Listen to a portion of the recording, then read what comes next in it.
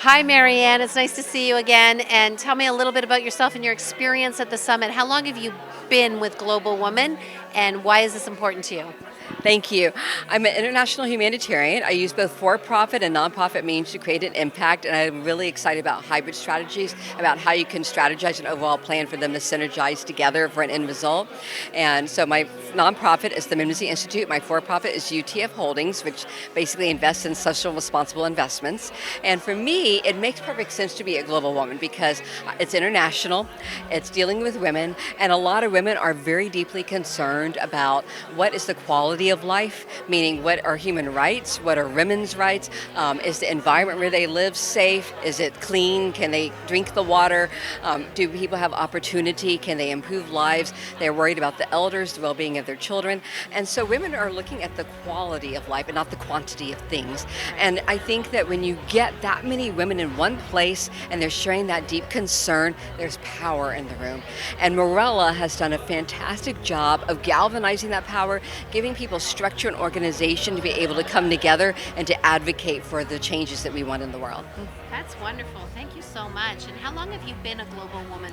From the beginning, from the beginning. So I'll tell you a funny you're story. A legacy member.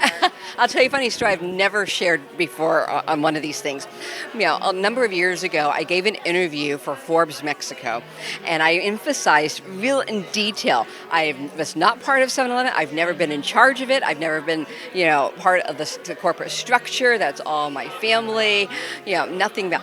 Well, and I thought it was an interview about humanitarianism. They published and put me on the cover and said I was the owner and CEO and the only heir of the company. I couldn't go in the country for 6 years without having security around me. It was a nightmare. And so a friend of mine, Donna Almaday, said, you need to talk to Morella Sula.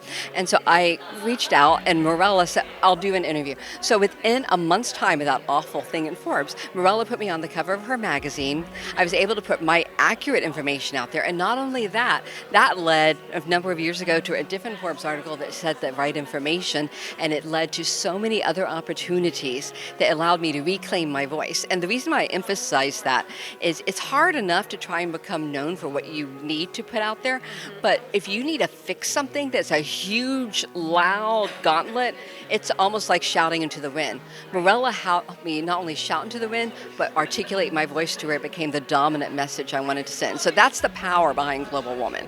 Yeah. Well, it is the power behind Global Woman. It's the power of community. It's the power of communication, because she helps you bring your message out, and she has so many different platforms in which to do that, right? So that's wonderful.